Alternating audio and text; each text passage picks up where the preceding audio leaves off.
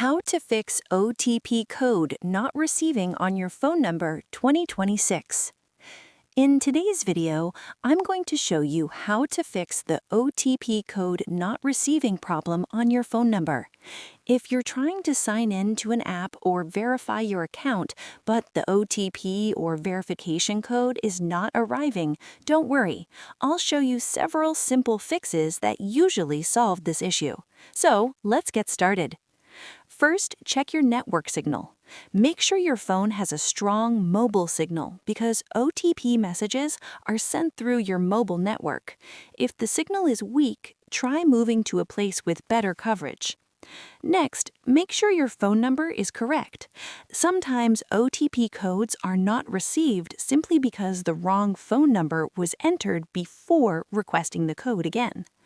Now, the next thing you should do is wait for a few minutes before requesting another OTP.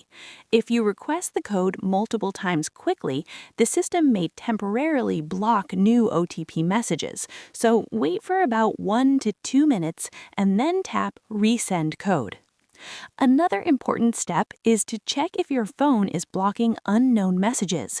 Open your Messages app, go to Settings, and make sure that spam filters or message blocking are not preventing verification messages from arriving. You should also restart your phone. A simple restart refreshes the network connection and can fix temporary network glitches that stop OTP messages from coming through.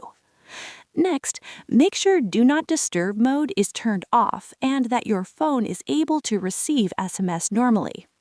If you still don't receive the OTP, try using the Call Me Instead option if the app provides it. This will send the verification code through an automated phone call instead of a text message. And finally, if none of these methods work, you may need to contact the app's support team or your mobile network provider to check if there are any restrictions on your number.